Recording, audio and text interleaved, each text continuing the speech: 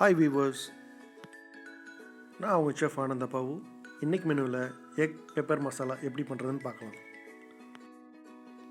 இது ரொம்ப ஒரு ஈஸியான ரெசிபி. இந்த டிஷ்ஷை பண்ணி உங்கள் வீட்டில் இருக்கிறவங்கள அசத்துங்க. இப்போ அதுக்கு தேவையான பொருட்களை பார்க்கலாம்.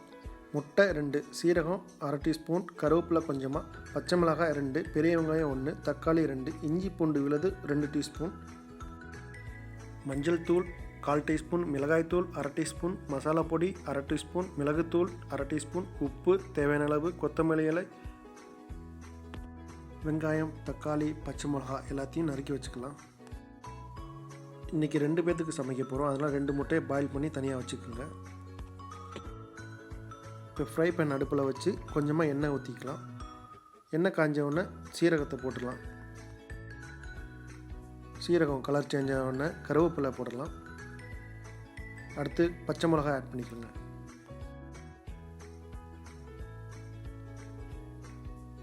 இது முடிஞ்சோடனே வெங்காயத்தை ஆட் பண்ணிக்கலாம்.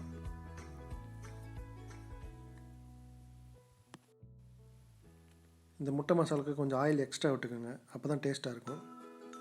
நல்லா வதங்கின பிறகு இஞ்சி பூண்டு பேஸ்ட் ஆட் பண்ணிக்கலாம். இஞ்சி பூண்டு பேஸ்ட்டு நல்லா வதக்கணும். அதோட ரா ஸ்மெல் போகிற வரைக்கும் நல்லா வதக்கணும். கொஞ்சமாக தண்ணி விட்டு கொதிக்க விட்டுக்கலாம். இப்போ தக்காளி ஆட் பண்ணிக்கலாம். தக்காளி ஆட் பண்ணோடனே ஃபயரை சிம்மில் வச்சுக்கலாம். இப்போ மசாலா ஆட் பண்ணலாம். முதல்ல மஞ்சத்தூள், அப்புறம் மிளகாத்தூள், கொஞ்சம் மசாலா,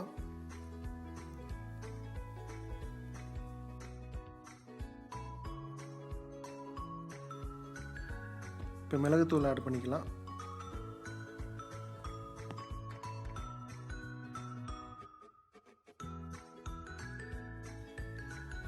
இப்போ எல்லாத்தையும் நல்லா மிக்ஸ் பண்ணிக்கலாம்.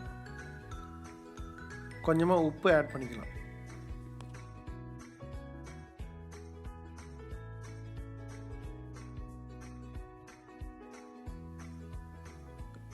அதுக்கு தேவையான அளவு தண்ணி ஊற்றி கொதிக்க விட்டுக்கலாம். ஃபயரை நல்லா சிம்மில் வச்சுங்க, அப்போ தான் பிடிக்காமல் இருக்கும். நல்லா கொதித்து தக்காளி நல்லா வதங்கின வரைக்கும் கொதிக்க விடலாம்.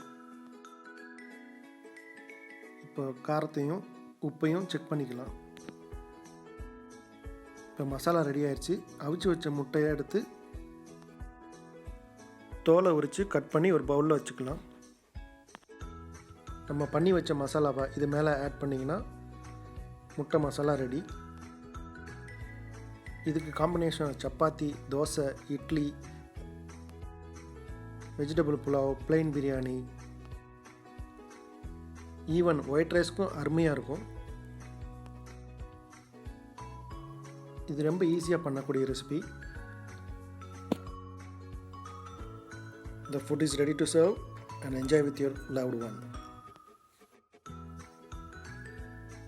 இந்த டிஷ் பிடிச்சிருந்துச்சுன்னா லைக் பண்ணுங்கள், ஷேர் பண்ணுங்கள், கமெண்ட் பண்ணுங்கள், மறக்காமல் சப்ஸ்கிரைப் பண்ணுங்கள்.